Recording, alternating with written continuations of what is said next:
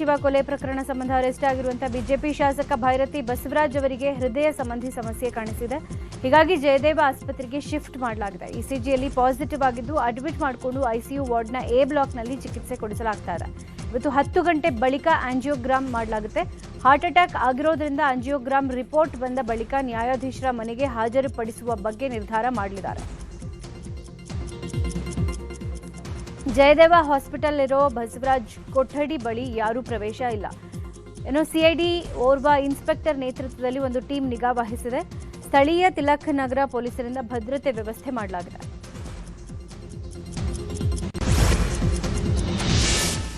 ರಾಜ್ಯ ಕಾಂಗ್ರೆಸ್ ಸರ್ಕಾರ 1,000 ದಿನ ಪೂರೈಸಿದೆ. ಈ ಹಿನ್ನೆಲೆ ಹಾವೇರಿಯಲ್ಲಿ ಇವತ್ತು ಭೂ ಗ್ಯಾರಂಟಿ ಸಮರ್ಪಣಾ ಸಮಾವೇಶ ಹಮ್ಮಿಕೊಳ್ಳಲಾಗಿದೆ. ಬೃಹತ್ ಸಮಾವೇಶದ ಮೂಲಕ ಕಾಂಗ್ರೆಸ್ ಶಕ್ತಿ ಪ್ರದರ್ಶನ ಮಾಡ್ತಾ ಇದೆ. CM Siddaramaiah, DCM DKShi, AICC ಅಧ್ಯಕ್ಷ ಮಲ್ಲಿಕಾರ್ಜುನ್ ಖರ್ಗೆ ಸೇರಿದಂತೆ ಸಚಿವರು, ಶಾಸಕರು ಸಮಾವೇಶದಲ್ಲಿ ಭಾಗಿಯಾಗಲಿದ್ದಾರೆ. ಕಂದಾಯ ಇಲಾಖೆಯಿಂದ 1,10,000 ಫಲಾನುಭವಿಗಳಿಗೆ ಸಮಾವೇಶದಲ್ಲಿ ಹಕ್ಕುಪತ್ರ ನೀಡಲಾಗುತ್ತೆ. 70,000 ಜನರಿಗೆ ಸಮಾವೇಶದಲ್ಲಿ ಆಸನದ ವ್ಯವಸ್ಥೆ ಮಾಡಲಾಗಿದೆ. 1,50,000 ಜನರಿಗೆ ಊಟ, ಲಡ್ಡು ವಿತರಣೆ ಮಾಡಲಾಗಿದ್ದು 120 ಕೌಂಟರ್ನಲ್ಲಿ ಊಟದ ವಿತರಣೆಗೆ ವ್ಯವಸ್ಥೆ ಮಾಡಲಾಗಿದೆ.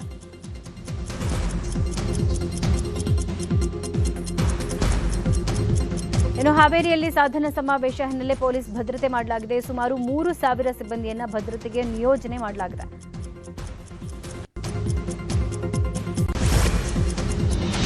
ಸಚಿವೆ ಲಕ್ಷ್ಮೀ ಹೆಬ್ಬಾಳ್ಕರ್ಗೆ ಇವತ್ತು ಹುಟ್ಟುಹಬ್ಬದ ಸಂಭ್ರಮ ಹಿನ್ನೆಲೆ ಇವತ್ತು ಹಿರಿಯ ನಾಗರಿಕರ ಜೊತೆ ಹುಟ್ಟುಹಬ್ಬ ಆಚರಿಸಿಕೊಳ್ಳಲಿದ್ದಾರೆ. ಬೆಳಗಾವಿ ಗ್ರಾಮೀಣ ಕ್ಷೇತ್ರದಲ್ಲಿ ಕಾರ್ಯಕ್ರಮ ಆಯೋಜನೆ ಮಾಡಲಾಗಿದ್ದು ಕಾರ್ಯಕ್ರಮದಲ್ಲಿ 14,500 ಜನ ಹಿರಿಯ ನಾಗರಿಕರು ಒಂದೇ ಕಡೆ ಬಂದು ವಿವಿಧ ಆಟಗಳಲ್ಲಿ ಆಡಿ ಎಂಜಾಯ್ ಮಾಡಲಿದ್ದಾರೆ.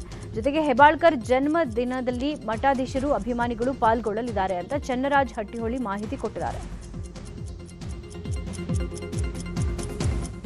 ಈ ಲಕ್ಷ್ಮೀ ಹೆಬ್ಬಾಳ್ಕರ್ ಅವರ ಒಂದು ಜನ್ಮದಿನವನ್ನು ಅತ್ಯಂತ ಅರ್ಥಪೂರ್ಣವಾಗಿ ಹಿರಿಯರೊಂದಿಗೆ, ಹಿರಿಯ ಚೇತನಗಳೊಂದಿಗೆ ಆಚರಣೆ ಮಾಡಬೇಕಂತ ಎಲ್ಲ ನಾವು ಅಭಿಮಾನಿ ಬಳಗದ ವತಿಯಿಂದ ನಾವು ನಿರ್ಧಾರ ಮಾಡಿದ್ದು. ಈ ಒಂದು ನಿರ್ಧಾರಕ್ಕೆ ಅತಿ ಸಂತೋಷದಿಂದ ಸಚಿವರು ಒಪ್ಪಿಕೊಂಡಿದ್ದಾರೆ. ಗಾರ್ಡನ್ ಕೋರ್ಟ್ ಹೋಟೆಲ್ ಮುಂಭಾಗದಲ್ಲಿ ಭವ್ಯವಾದಂಥ ಒಂದು ವೇದಿಕೆಯನ್ನು ನಾವು ನಿರ್ಮಾಣ ಮಾಡಿದ್ದೀವಿ. 14,500 ಹಿರಿಯ ಚೇತನಗಳು, ಹಿರಿಯರನ್ನು ನಾವು ಗುರುತಿಸಿದ್ದೇವೆ. ಆ ಎಲ್ಲ ಹಿರಿಯರಿಗೆ ನಾವು ಈ ಒಂದು ಕಾರ್ಯಕ್ರಮಕ್ಕೆ ಆಹ್ವಾನ ಕೂಡ ನೀಡಿದ್ದೇವೆ. ಅವರಿಗೆ ಸಾಕಷ್ಟು ಆಟಗಳಿರ್ಬೋದು, ಸಂವಾದಗಳಿರ್ಬೋದು, ಸಾಂಸ್ಕೃತಿಕ ಕಾರ್ಯಕ್ರಮಗಳಿರ್ಬೋದು, ಇವೆಲ್ಲಗಳನ್ನು ಆಯೋಜನೆ ಮಾಡಿದ್ದೀವಿ. ಒಂದು ಹೊಸ ಚೈತನ್ಯದೊಂದಿಗೆ ಲಕ್ಷ್ಮೀ ಹೆಬ್ಬಾಳ್ಕರ್ ಅವರಿಗೆ ಆಶೀರ್ವಾದ ಮಾಡಬೇಕು ಅಂತ ಒಂದು ಸದುದ್ದೇಶದಿಂದ ಈ ಕಾರ್ಯಕ್ರಮವನ್ನು ನಾವು ಆಯೋಜನೆ ಮಾಡಿದ್ದೀವಿ. ಚಿತ್ರದುರ್ಗದಲ್ಲಿ ಇವತ್ತು ಜಿಲ್ಲಾ ಬಿಜೆಪಿ ವಿಬಿಜಿ ರಾಮ್ಜಿ ಜಾಗೃತಿ ಸಭೆ ನಡೆಯಲಿದೆ. ಮನ್ರೇಗಾ ಹೆಸರು ಬದಲಾವಣೆ ಕುರಿತು ನಗರದ ಜಗಳೂರು ಮಹಾಲಿಂಗಪ್ಪ ಕಂಫರ್ಟ್ನಲ್ಲಿ ಜಿಲ್ಲಾ ಬಿಜೆಪಿ ಜಾಗೃತಿ ಸಭೆ ಏರ್ಪಡಿಸಿದ್ದಾರೆ. ಸಭೆಯಲ್ಲಿ ವಿಬಿಜಿ ರಾಮ್ಜಿ ಹೆಸರು ಹಾಗೂ ಯೋಜನೆಯಲ್ಲಿನ ವ್ಯತ್ಯಾಸಗಳ ಕುರಿತು ಜಾಗೃತಿ ಮೂಡಿಸಲಾಗುತ್ತೆ. ಕಾರ್ಯಕ್ರಮದಲ್ಲಿ ಸಂಸದ ಗೋವಿಂದ ಕಾರಜೋಳ, ಶಾಸಕ M Chandrappa, MLC KS Naveen ಸೇರಿ ಮಾಜಿ ಶಾಸಕರು ಭಾಗಿಯಾಗಲಿದ್ದಾರೆ.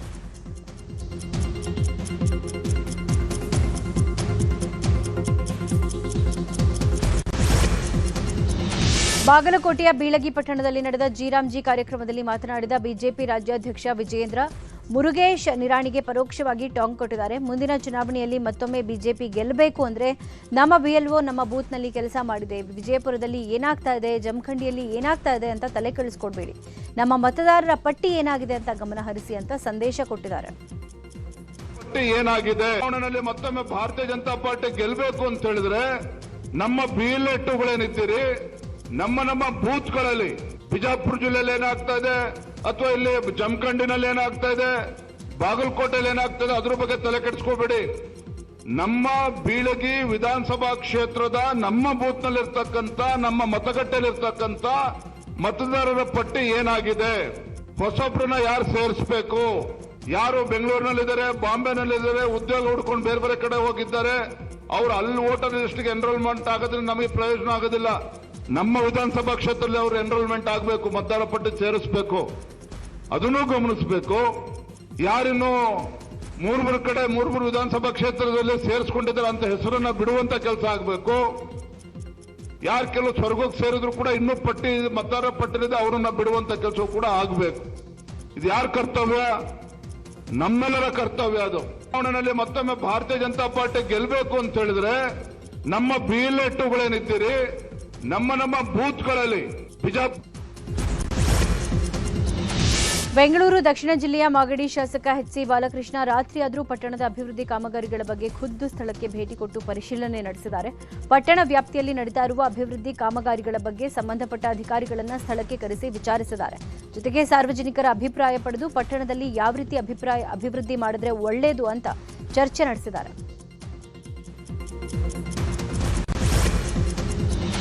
2026-27ನೇ ಸಾಲಿನ ಬಜೆಟ್ ತಯಾರಿ ಮಾಡ್ತಾ ಇರುವ ಸಿಎಂ ಸಿದ್ದರಾಮಯ್ಯ ಖಾಸಗಿ ಸಾರಿಗೆ ಸಂಘ ಸಂಸ್ಥೆಗಳ ಜೊತೆಗೆ ಸಭೆಗೆ ದಿನಾಂಕ ನಿಗದಿ ಮಾಡಿದ್ದಾರೆ. ಫೆಬ್ರವರಿ 16ರಂದು ಸಂಜೆ 4:30ರಿಂದ 5 ಗಂಟೆಯವರೆಗೆ ಸಾರಿಗೆ ಸಂಘಟನೆಗಳ ಜೊತೆ ಸಿಎಂ ಸಿದ್ದರಾಮಯ್ಯ ಆಯವ್ಯಯ ಪೂರ್ವಭಾವಿ ಚರ್ಚೆ ಮಾಡಲಿದ್ದಾರೆ. ಈ ಸಭೆಗೆ ಸುಮಾರು 69ಕ್ಕೂ ಹೆಚ್ಚು ಖಾಸಗಿ ಸಾರಿಗೆ ಸಂಘಟನೆಗಳಿಗೆ ಆಹ್ವಾನ ಕೊಡಲಾಗಿದೆ. ಸಭೆಯಲ್ಲಿ ತಮ್ಮ ಬೇಡಿಕೆಗಳನ್ನು ವ್ಯಕ್ತಪಡಿಸೋಕೆ ಸೂಚನೆ ಕೊಡಲಾಗಿದೆ. ಮಂಡ್ಯ ಡಿಎಚ್ಒ ಅವರನ್ನ ಮೈಸೂರು ಅಬಕಾರಿ ಇಲಾಖೆಗೆ ವರ್ಗಾವಣೆ ಮಾಡೋಕೆ ಸಿಎಂ ಶಿಫಾರಸು ಪತ್ರ ಕೊಟ್ಟಿರುವ ಆರೋಪ ಕೇಳಿಬಂದಿತ್ತು. ಈ ವಿಚಾರವಾಗಿ ಸಿಎಂ ಸಿದ್ದರಾಮಯ್ಯ ಎಕ್ಸ್ ಮೂಲಕ ಸ್ಪಷ್ಟನೆ ಕೊಟ್ಟಿದ್ದಾರೆ. ಯಾರೋ ಕೆಲವು ಕಿಡಿಗೇಡಿಗಳು ನನ್ನ ಕಚೇರಿಯ ನಕಲಿ ಟಿಪ್ಪಣಿಯನ್ನ ಸೃಷ್ಟಿ ಮಾಡಿದ್ದಾರೆ. ಸಾಮಾಜಿಕ ಜಾಲತಾಣಗಳಲ್ಲಿ ಹರಿಬಿಟ್ಟು ಅಪಪ್ರಚಾರದಲ್ಲಿ ತೊಡಗಿದ್ದಾರೆ. ಇದು ಖಂಡನೀಯ, ಅತ್ಯಂತ ಗಂಭೀರ ಸ್ವರೂಪದ ಅಪರಾಧ. ಈ ಬಗ್ಗೆ ನನ್ನ ಸಚಿವಾಲಯದ ಅಧಿಕಾರಿಗಳು ದೂರು ದಾಖಲಿಸಿದ್ದಾರೆ. ಪೊಲೀಸ್ ಇಲಾಖೆ ಇದರ ಹಿಂದಿರುವ ದುಷ್ಟರನ್ನ ಪತ್ತೆ ಮಾಡಿ ಕಾನೂನು ಕ್ರಮ ಕೈಗೊಳ್ಳುತ್ತೆ ಅಂತ ಹೇಳಿದರು. ಹಾವೇರಿ ಜಿಲ್ಲೆ ಬ್ಯಾಡಗಿ ಕಾಂಗ್ರೆಸ್ ಶಾಸಕ ಬಸವರಾಜ್ ಶಿವಣ್ಣನವರಿಗೆ ಲಘು ಹೃದಯಾಘಾತ ಆಗಿದೆ. ಹುಬ್ಬಳ್ಳಿಯ ಖಾಸಗಿ ಆಸ್ಪತ್ರೆಯಲ್ಲಿ ಚಿಕಿತ್ಸೆ ಕೊಡಿಸಲಾಗ್ತಾ ಇದೆ. ದಿಢೀರನೆ ಹಾವೇರಿಯಿಂದ ಹುಬ್ಬಳ್ಳಿಗೆ ತೆರಳಿದ್ದಾರೆ ಕಾಂಗ್ರೆಸ್ ನಾಯಕರು. ಇನ್ನು ಕಾಂಗ್ರೆಸ್ ಸಾಧನ ಸಮಾವೇಶ ಹಿನ್ನೆಲೆ ಹಾವೇರಿಯಲ್ಲಿದ್ದ ಕಾಂಗ್ರೆಸ್ ನಾಯಕರು ಹೃದಯಾಘಾತದ ಸುದ್ದಿ ತಿಳಿದು ಆರೋಗ್ಯ ವಿಚಾರಿಸೋಕೆ ಹುಬ್ಬಳ್ಳಿಗೆ ತೆರಳಿದ್ದಾರೆ. ಸಚಿವ ಶಿವಾನಂದ ಪಾಟೀಲ್ ಸೇರಿದಂತೆ ಕಾಂಗ್ರೆಸ್ನ ಹಲವು ಶಾಸಕರು ಹುಬ್ಬಳ್ಳಿಗೆ ತೆರಳಿದ್ದು ಸದ್ಯ ಶಾಸಕರ ಆರೋಗ್ಯ ಸ್ಥಿತಿ ಸ್ಥಿರವಾಗಿದೆ ಅನ್ನೋ ಬಗ್ಗೆ ಮಾಹಿತಿ ಲಭ್ಯವಾಗಿದೆ. ವಿಚಾರಣೆಗೆ ಸಹಕರಿಸದೆ ಮಾನಸಿಕ ರೋಗಿಯಂತೆ ಆಡ್ತಾ ಇದ್ದಾನೆ. ವಿಚಾರಣೆ ವೇಳೆ ಒಮ್ಮೊಮ್ಮೆ ಒಂದೊಂದು ರೀತಿ ಹೇಳಿಕೆ ಕೊಡ್ತಾ ಇದ್ದಾನೆ. ಆರೋಪಿಯ ವರ್ತನೆಗೆ ಪೊಲೀಸರು ಬೇಸತ್ತಿದ್ದಾರೆ. ಇನ್ನು ಯುಎಸ್ನಿಂದ ಬಂದಿರೋ ತಂಗಿ ಅಪ್ಪ ಅಮ್ಮನ ಸಾವಿನ ಬಗ್ಗೆ ಆತಂಕಗೊಳ್ಳದೆ ನೇರವಾಗಿ ಠಾಣೆಗೆ ಬಂದು ತಮ್ಮನ ಬಗ್ಗೆನೇ ವಿಚಾರಿಸಿದ್ದಾರೆ. ಅಲ್ಲದೆ ತಮ್ಮನ ವಿರುದ್ಧ ಕಂಪ್ಲೇಂಟ್ ಕೊಡೋಕೆ ಹಿಂದೇಟು ಹಾಕ್ತಿದ್ದಾರೆ.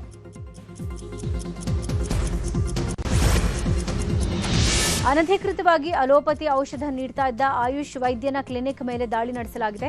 ಮೈಸೂರು ಜಿಲ್ಲೆ ಟಿ ನರಸೀಪುರದಲ್ಲಿ ಶ್ರೀ ರಾಘವೇಂದ್ರ ಕ್ಲಿನಿಕ್ ಹೆಸರಲ್ಲಿ ಡಾಕ್ಟರ್ ಉಮೇಶ್ ಶೆಟ್ಟಿ ಅನಧಿಕೃತವಾಗಿ ಅಲೋಪತಿ ಚಿಕಿತ್ಸೆ ಕೊಡ್ತಾ ಇದ್ರು. ಈ ಹಿಂದೆ ಇವರ ಬಳಿ ಚಿಕಿತ್ಸೆ ಪಡೆದ ಅನೇಕರಿಗೆ ಇನ್ಫೆಕ್ಷನ್ ಆಗಿದೆ.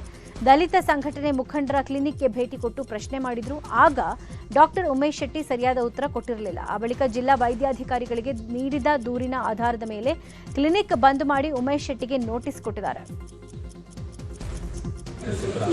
ನಿಮ್ಮದು ಕಂಪ್ಲೇಂಟ್ಗೆ ನಾನು ಆಯುಷ್ ಡಿಪಾರ್ಟ್ಮೆಂಟ್ ಮತ್ತು ಡಿ ಸಿ ಅವರಿಗೆ ವರ್ಗಾಯಿಸ್ತೀನಿ.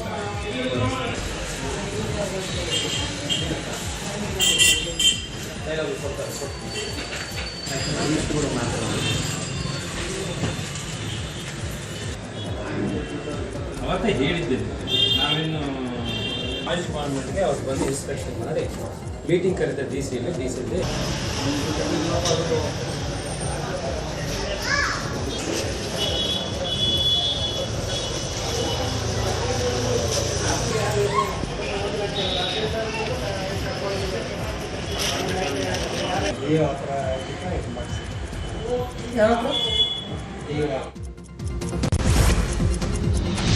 ಬಾಗಲಕೋಟೆ ಜಿಲ್ಲೆ ಜಮಖಂಡಿ ತಾಲೂಕು ಆಸ್ಪತ್ರೆ ಬಳಿ ನೌಕರರು ಏಕಾಏಕಿ ಪ್ರತಿಭಟನೆ ಮಾಡಿದ್ದಾರೆ. ಹೊರಗುತ್ತಿಗೆ ನೌಕರರನ್ನು ಕೆಲಸದಿಂದ ಕೈಬಿಟ್ಟ ಹಿನ್ನೆಲೆ ಮೈ ಮೇಲೆ ಪೆಟ್ರೋಲ್ ಸುರಿಕೊಂಡ ಪ್ರತಿಭಟನಾಕಾರರು ಆಕ್ರೋಶ ಹೊರಹಾಕಿದ್ದಾರೆ. ಹೊರಗುತ್ತಿಗೆ ಆಧಾರದ ಮೇಲೆ ಕೆಲಸ ಮಾಡ್ತಾ ಇದ್ದ ನೌಕರರನ್ನ ಸಾಯಿನಾಥ್ ಹೆಸರಿನ ಖಾಸಗಿ ಏಜೆನ್ಸಿ ಮೂಲಕ ಕೆಲಸಕ್ಕೆ ಸೇರಿಸಿಕೊಳ್ಳಲಾಗಿತ್ತು. ಇದೀಗ ಏಜೆನ್ಸಿ ಏಕಾಏಕಿ ಸುಮಾರು 38 ನೌಕರರನ್ನ ಕೆಲಸದಿಂದ ತೆಗೆದುಹಾಕಿದೆ. ಇದರಿಂದ ಆಕ್ರೋಶಗೊಂಡ ಸಿಬ್ಬಂದಿ ಏಜೆನ್ಸಿ ವಿರುದ್ಧ ಪ್ರತಿಭಟನೆ ಮಾಡಿದ್ದಾರೆ. 5 ಲೀಟರ್ ಕ್ಯಾನ್ನಲ್ಲಿ ಪೆಟ್ರೋಲ್ ಹಿಡ್ಕೊಂಡು ಪ್ರತಿಭಟನೆಗೆ ಕುಳಿತಿದ್ದ ನೌಕರರು ಪ್ರತಿಭಟನೆ ವೇಳೆ ಏಕಾಏಕಿ ಪೆಟ್ರೋಲ್ ಸುರಿಕೊಂಡಿದ್ದಾರೆ.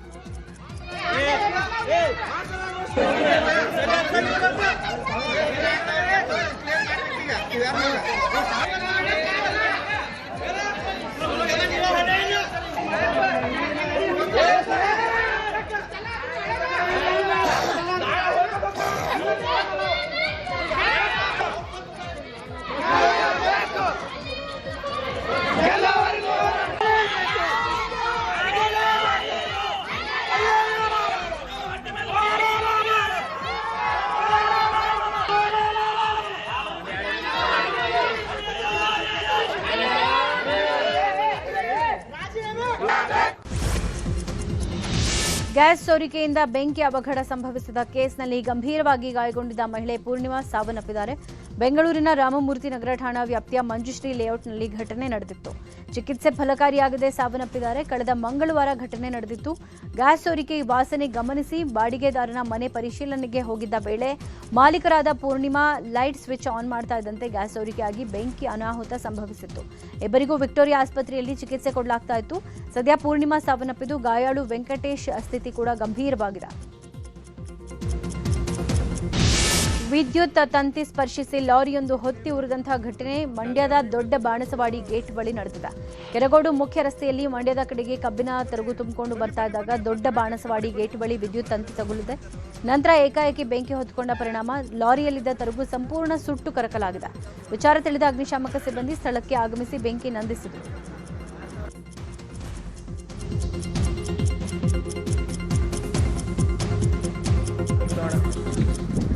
ಒಳಗೆ ಸ್ಟೇರಿಂಗ್ಗೆ ಎತ್ಕತ್ತಲ್ಲ, ಇನ್ನೇನು ಅಲ್ಲಿ ಅಮ್ಮಿಕತ್ತದಲ್ಲ ಗುರು.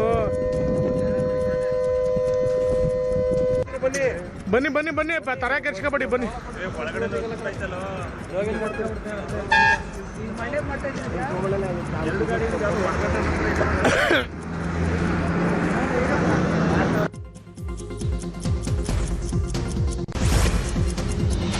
ಇವತ್ತು ಬೆಂಗಳೂರಿನ ಹಲವು ಏರಿಯಾಗಳಲ್ಲಿ ವಿದ್ಯುತ್ ಪೂರೈಕೆಯಲ್ಲಿ ವ್ಯತ್ಯಯ ಉಂಟಾಗಲಿದೆ. ಕಂಠೀರವ ಜಿಐಎಸ್ ಉಪಕೇಂದ್ರ ನಿರ್ವಹಣಾ ಕಾಮಗಾರಿ ಹಿನ್ನೆಲೆ ಬೆಳಗ್ಗೆ 10ರಿಂದ ಸಂಜೆ 5ರವರೆಗೂ ವಿದ್ಯುತ್ ಪೂರೈಕೆ ಇರೋದಿಲ್ಲ ಅಂತ ಬೆಸ್ಕಾಂ ತಿಳಿಸಿದೆ. ಮಾವಳ್ಳಿ, ಚಿಕ್ಕಮಾವಳ್ಳಿ, ಸಂಪಂಗಿ ರಾಮನಗರ, ಲಾಲ್ಬಾಗ್, ಡಬಲ್ ರೋಡ್, ಸುಧಾಮನಗರ ಸೇರಿದಂತೆ ಸುತ್ತಮುತ್ತಲ ಪ್ರದೇಶಗಳಲ್ಲಿ ವಿದ್ಯುತ್ ಇರೋದಿಲ್ಲ ಅಂತ ತಿಳಿಸಲಾಗಿದೆ.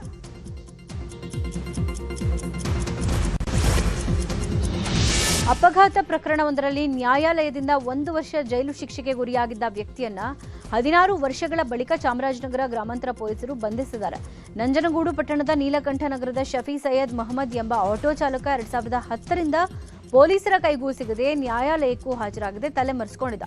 ಶಫಿಗೆ ಅಪಘಾತ ಪ್ರಕರಣವೊಂದರಲ್ಲಿ ಚಾಮರಾಜನಗರ ಜೆಎಂಎಫ್ಸಿ ನ್ಯಾಯಾಲಯ 2010ರಲ್ಲಿ 1 ವರ್ಷ ಜೈಲು ಶಿಕ್ಷೆ ವಿಧಿಸಿತ್ತು. ಆದರೆ ಅವತ್ತಿನಿಂದ ಇವತ್ತಿನ ತನಕ ತಲೆಮರೆಸಿಕೊಂಡಿದ್ದ ಶಫಿಯನ್ನ ಪೊಲೀಸರು ಇದೀಗ ಬಂಧಿಸಿ ಜೈಲಿಗಟ್ಟಿದ್ದಾರೆ.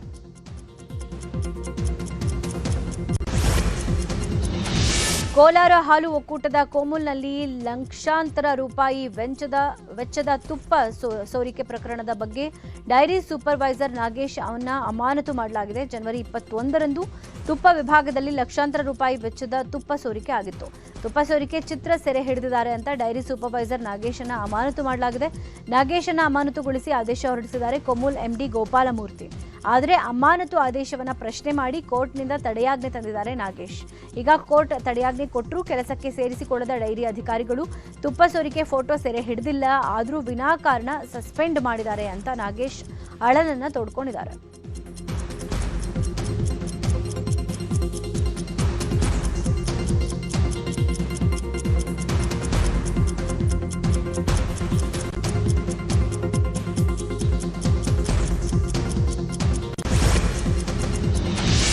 ಇವತ್ತು ಪ್ರೇಮಿಗಳ ದಿನಾಚರಣೆ. ಈ ಹಿನ್ನೆಲೆ ಯುವ ಕಾಂಗ್ರೆಸ್ ಕಾರ್ಯಕರ್ತರು ಪ್ರೇಮಿಗಳ ರಕ್ಷಣೆಗೆ ಮುಂದಾಗಿದ್ದಾರೆ.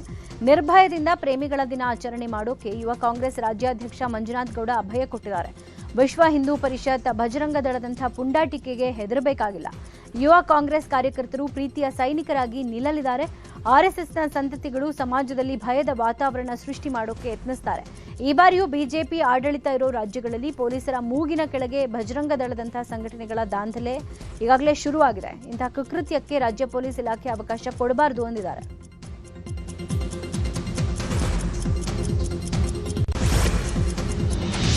ಇನ್ನು ಪ್ರೇಮಿಗಳ ದಿನಾಚರಣೆ ಹಿನ್ನೆಲೆ ಗುಲಾಬಿ ಹೂವಿಗೆ ಮಾರ್ಕೆಟ್ನಲ್ಲಿ ಭಾರೀ ಡಿಮ್ಯಾಂಡ್ ಕ್ರಿಯೇಟ್ ಆಗಿದೆ. ಕಳೆದ 1 ವಾರದಿಂದಲೇ ಗುಲಾಬಿ ಹೂಗಳ ಮಾರಾಟ ಭರ್ಜರಿಯಾಗಿ ನಡೀತಾ ಇದ್ದು, ಇವತ್ತು ಪ್ರೇಮಿಗಳಿಗೆ ವಿಶೇಷ ದಿನ.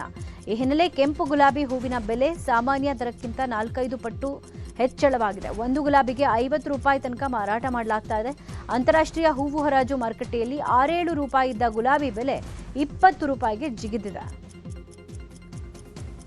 Sir compare to last years ಇದು ತುಂಬ ಚೆನ್ನಾಗಿ ಹೋಗಿದೆ. ಪ್ರೈಸಸ್ಸು ಎಕ್ಸ್ಪೆಕ್ಟ್ ಮಾಡಿದಿರೋಷ್ಟು ಹೋಗಿದೆ. ಅಂದರೆ ನಾವು ಆ್ಯಾವ್ರೇಜಲ್ಲಿ ಇವಾಗ ಹೇಳಬೇಕಂದ್ರೆ ಒಂದು ಸ್ಟೆಮ್ಮು ಅರೌಂಡ್ 40 ಅಂತ ಹೇಳ್ಬೋದು. ಬಟ್ ಈ ಟೈಮ್ ನಮ್ಗೆ ಆಲ್ಮೋಸ್ಟ್ 50 ಮೇಲೆ ಹೋಗಿದೆ. ಲೈಕ್ ಇಲ್ಲಿ ನಾವು ಬಂಚಸ್ ವೈಸ್ ರಿಸೀವ್ ಮಾಡೋದು, ಒಂದು ಬಂಚಲ್ಲಿ 20 ಫ್ಲವರ್ ಇರುತ್ತೆ. ಬಟ್ ಈ ಸತಿ ಹೈಯೆಸ್ಟ್ ಆವ್ರೇಜ್ ಐಫ್ಯಾಬ್ದು ಹಿಸ್ಟ್ರಿನೇ ಅಂತ ಹೇಳ್ಬೋದು 54 ರುಪೀಸ್ ಪರ್ ಸ್ಟೆಮ್ ಹೋಗಿದೆ. ಅಂದರೆ ಆಲ್ಮೋಸ್ಟ್ ಒಂದು ಬಂಚ್ 1000 ರುಪೀಸ್ ಮೇಲೆ ಹೋಗಿದೆ. ಸೊ ಈ ಸತಿ ತುಂಬ ಚೆನ್ನಾಗಿದೆ ಸರ್ ಡಿಮ್ಯಾಂಡ್. ಇವಾಗ ಚೆನ್ನಾಗೇ ನಡೀತಿದೆ. ಇವಾಗ ಆಕ್ಷನ್ ಸೆಂಟರು ಈಗ ವ್ಯಾಲೆಂಟೈನ್ ಸೀಸನ್ ಆಗಿರೋದ್ರಿಂದ ಹೂಗಳಿಗೆ ಒಳ್ಳೆ ಬೇಡಿಕೆನೇ ಇದೆ.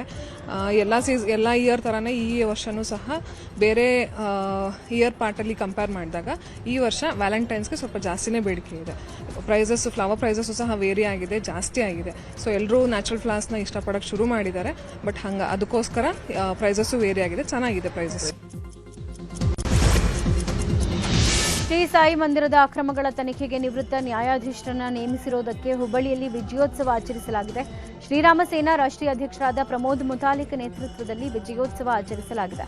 ಹುಬ್ಬಳ್ಳಿಯ ಸಾಯಿ ಮಂದಿರದ ಆಡಳಿತ ಮಂಡಳಿ ಅವ್ಯವಹಾರ ನಡೆಸಿದೆ ಅಂತ ಆರೋಪ ಮಾಡಿ ಶ್ರೀರಾಮ ಸೇನೆ ಹೋರಾಟ ಮಾಡಿತ್ತು.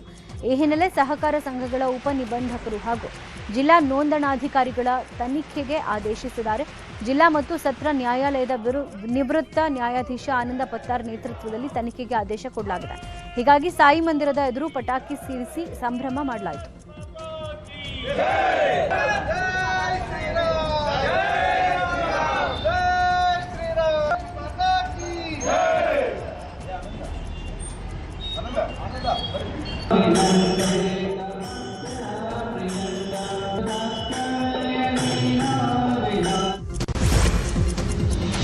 ದಾವಣಗೆರೆ ಜಿಲ್ಲೆ ನ್ಯಾಮತಿ ತಾಲೂಕಿನ ಸೂರಗೊಂಡನಕೊಪ್ಪದಲ್ಲಿ ಸಂತ ಸೇವಾಲಾಲ್ರ 287ನೇ ಜಯಂತ್ಯೋತ್ಸವ ಹಮ್ಮಿಕೊಳ್ಳಲಾಗಿತ್ತು. ಫೆಬ್ರವರಿ 15ರವರೆಗೆ ಸಂತ ಸೇವಾಲಾಲ್ ಜನ್ಮಸ್ಥಳದಲ್ಲಿ ಜಯಂತ್ಯೋತ್ಸವ ನಡೀತಾ ಇದ್ದು, ಇವತ್ತು ಮಧ್ಯಾಹ್ನ ಡಿಸಿಎಂ ಡಿಕೆ ಶಿವಕುಮಾರ್ ಸೇರಿದಂತೆ ಹಲವರು ವೇದಿಕೆ ಕಾರ್ಯಕ್ರಮದಲ್ಲಿ ಭಾಗಿಯಾಗಲಿದ್ದಾರೆ. ಇವತ್ತು ಪೂರ್ಣಕುಂಭ ಮೆರವಣಿಗೆ, ಮರಿಯಮ್ಮ ದೇವಿ, ಸೇವಾಲಾಲ್ ಮೂರ್ತಿಗಳಿಗೆ ಅಭಿಷೇಕ, ಸಾಮೂಹಿಕ ಪ್ರಾರ್ಥನೆ ಸೇರಿ ಹಲವು ಕಾರ್ಯಕ್ರಮ ನೆರವೇರಲಿದೆ.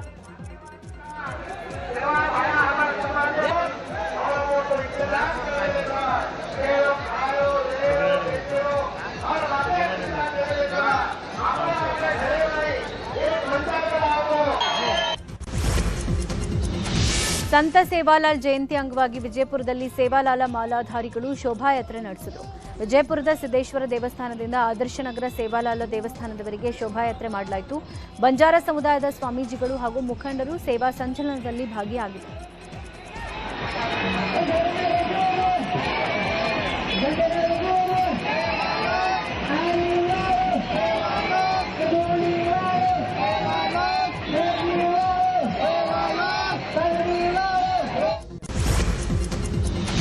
ನಾಳೆ ಶಿವರಾತ್ರಿ ಹಬ್ಬ ಹಿನ್ನೆಲೆ ಕೋಲಾರ ಜಿಲ್ಲೆಯ ಮಾಲೂರು ನಗರದಲ್ಲಿ ಮಹಾಶಿವರಾತ್ರಿ ಉತ್ಸವ ಸಾಂಸ್ಕೃತಿಕ ಕಾರ್ಯಕ್ರಮ ಹಮ್ಮಿಕೊಳ್ಳಲಾಗಿದೆ.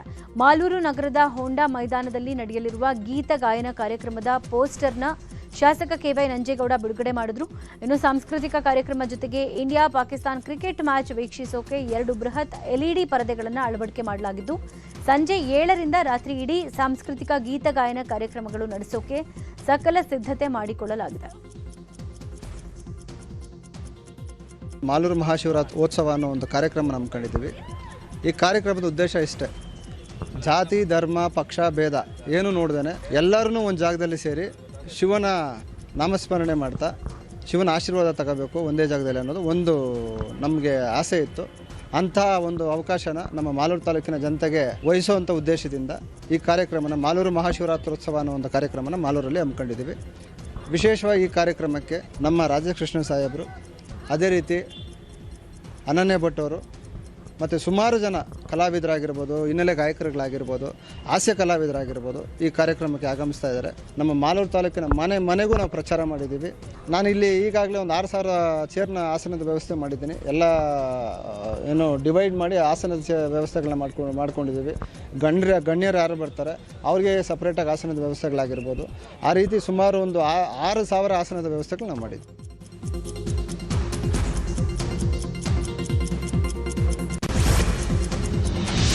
ನಾಳೆ ಮಹಾಶಿವರಾತ್ರಿ ಹಿನ್ನೆಲೆ ಮೈಸೂರು ಜಿಲ್ಲಾಡಳಿತದಿಂದ ಅರಮನೆಯ ತ್ರಿನೇಶ್ವರ ಸ್ವಾಮಿ ದೇಗುಲದ ಅರ್ಚಕರ ಸುಪರ್ದಿಗೆ ಚಿನ್ನದ ಕೊಳಗ ಹಸ್ತಾಂತರ ಆಗಲಿದೆ. ನಾಳೆ ಶಿವರಾತ್ರಿಯ ದಿನ ತ್ರಿನೇಶ್ವರ ಸ್ವಾಮಿ ದೇಗುಲದಲ್ಲಿರುವ ಮೂಲ ಶಿವಲಿಂಗಕ್ಕೆ ಚಿನ್ನದ ಕೊಳಗ ಧಾರಣೆ ಮಾಡಿ ವಿಶೇಷ ಪೂಜಾ ಕೈಂಕರ್ಯಗಳನ್ನು ನೆರವೇರಿಸಲಾಗುತ್ತೆ. ಬರೋಬ್ಬರಿ 11 ಕೆಜಿ ಶುದ್ಧ ಚಿನ್ನದಿಂದ ಮಾಡಿರುವ ಚಿನ್ನದ ಕೊಳಗವನ್ನು ಅಂದಿನ ಅರಸ ಜಯಚಾಮರಾಜ ಒಡೆಯರ್ ಕೊಡುಗೆಯಾಗಿ ಕೊಟ್ಟಿದ್ದರು. ಮಹಾಶಿವರಾತ್ರಿಯ ಸಂದರ್ಭದಲ್ಲಿ ಅತ್ಯಂತ ವಿಶಿಷ್ಟವಾಗಿ ಆಚರಣೆಯನ್ನು ಮಾಡಬೇಕು ಅನ್ನೋ ನಿಟ್ಟಿನಲ್ಲಿ ಶ್ರೀ ಚಾಮುಂಡೇಶ್ವರಿ ಅಭಿವೃದ್ಧಿ ಪ್ರಾಧಿಕಾರದ ವತಿಯಿಂದ ಈ ದಿನ ಸರ್ಕಾರಿ ರಜೆ ನಾಳೆ ಇರೋದ್ರಿಂದ ಒಂದು ದಿನ ಮುಂಚಿತವಾಗಿ ಚಿನ್ನದ ಕೊಳಗವನ್ನು ತರಬೇಕಾಗಿತ್ತು ಜಿಲ್ಲಾ ಖಜಾನೆಯಿಂದ. ಶ್ರೀ ಜಯಚಾಮರಾಜೇಂದ್ರ ಒಡೆಯರ್ರವರು ನೀಡಿರುವಂತಹ 11 ಕೆಜಿಯ ಚಿನ್ನದ ಕೊಳಗವನ್ನು ಜಿಲ್ಲಾ ಖಜಾನೆಯಿಂದ ಪೊಲೀಸ್ ಬಿಗಿ ಬಂದೋಬಸ್ತ್ನಲ್ಲಿ ತಂದು ಈ ದಿನ ಅರ್ಚಕರ ಸಮೂಹಕ್ಕೆ ಮುಂದಿನ ಪೂಜಾ ಕೈಂಕರ್ಯಗಳಿಗೆ ನಾವು ಹಸ್ತಾಂತರವನ್ನು ಮಾಡಿದ್ದೇವೆ. ಈ ನಿಟ್ಟಿನಲ್ಲಿ ವಿಜಯನಗರದಲ್ಲಿ ವಿಶ್ವವಿಖ್ಯಾತ ಹಂಪಿ ಉತ್ಸವಕ್ಕೆ ಸಿಎಂ ಸಿದ್ದರಾಮಯ್ಯ ಚಾಲನೆ ಕೊಟ್ಟಿದ್ದಾರೆ. ಡೊಳ್ಳು ನಗಾರಿ ಬಾರಿಸುವ ಮೂಲಕ ಹಂಪಿ ಉತ್ಸವಕ್ಕೆ ಚಾಲನೆ ಸಿಕ್ಕಿದೆ. ಸಿಎಂ ಸಿದ್ದರಾಮಯ್ಯ ಹಲವು ಸಚಿವರು ಶಾಸಕರು ಕೂಡ ಈ ಕಾರ್ಯಕ್ರಮದಲ್ಲಿ ಪಾಲ್ಗೊಂಡಿದ್ರು. ಮುಖ್ಯ ವೇದಿಕೆಯಲ್ಲಿ ಧ್ವನಿ ಮತ್ತು ಬೆಳಕು ಕಾರ್ಯಕ್ರಮ ಉದ್ಘಾಟನೆ ಮಾಡಿದ್ದಾರೆ. ಒಲಿಂಪಿಕ್ ಮಾದರಿಯ ಜ್ಯೋತಿ ಬೆಳಗಿಸುವ ಮೂಲಕ ಧ್ವನಿ ಮತ್ತು ಬೆಳಕು ಕಾರ್ಯಕ್ರಮಕ್ಕೆ ಚಾಲನೆ ಕೊಡಲಾಯಿತು. ಇನ್ಮುಂದೆ ನವೆಂಬರ್ನಲ್ಲೇ ಹಂಪಿ ಉತ್ಸವ ಮಾಡ್ತೀವಿ ಅಂತ ಸಿಎಂ ಘೋಷಣೆ ಮಾಡಿದ್ದಾರೆ. ಇನ್ನು ಹಂಪಿ ಉತ್ಸವಕ್ಕೆ ಡಿಸಿಎಂ ಡಿಕೆಶಿ ಗೈರಾಗಿದ್ದು ಆಹ್ವಾನ ಪತ್ರಿಕೆಯಲ್ಲಿ ಹೆಸರಿದ್ರೂ ಕೂಡ ಡಿಕೆಶಿ ಹೋಗಿರಲಿಲ್ಲ.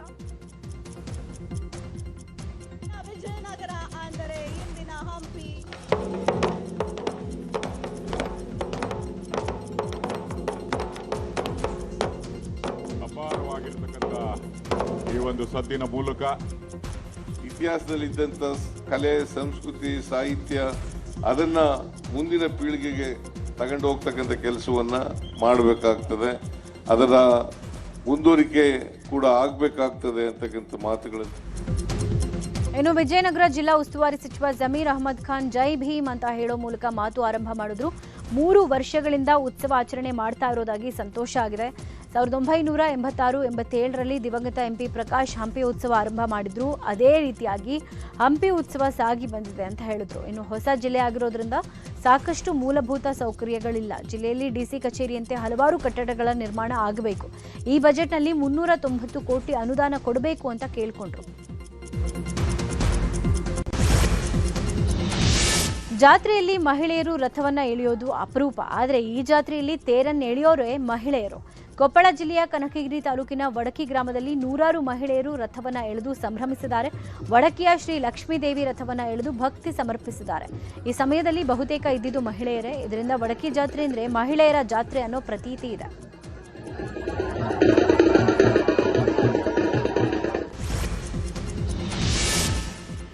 ಬೆಂಗಳೂರು ದಕ್ಷಿಣ ಜಿಲ್ಲೆಯ ರಾಮನಗರದಲ್ಲಿ ಗಿಲ್ಲಿ ನಟನ ಹವಾ ಜೋರಾಗಿದೆ. ಪಾಲಬೋವಿ ದೊಡ್ಡಿ ಗ್ರಾಮದ ಸಹನಾ ಇಂಟರ್ನ್ಯಾಷನಲ್ ಸ್ಕೂಲ್ ಕಾರ್ಯಕ್ರಮದಲ್ಲಿ ಭಾಗಿಯಾದ ಗಿಲ್ಲಿ ನಟನಿಗೆ ಜನ ಅದ್ಧೂರಿಯಾಗಿ ಸ್ವಾಗತ ಕೋರಿದ್ದಾರೆ. ವೇದಿಕೆಯಲ್ಲಿ ಮಾತನಾಡಿದ ಗಿಲ್ಲಿ ನಟ, ಎಲ್ಲರೂ ಚೆನ್ನಾಗಿ ಓದಿ, ನಾನು ಓದಿಲ್ಲ, ಇಂಗ್ಲಿಷ್ ಬರಲ್ಲ, ನೀವು ಇಂಗ್ಲಿಷ್ ಕಲ್ತ್ಕೊಳ್ಳಿ ಅಂತ ಮಕ್ಕಳಿಗೆ ಹೇಳಿದ್ದಾರೆ. ಈ ಕಾರ್ಯಕ್ರಮವನ್ನು ಕುರಿತು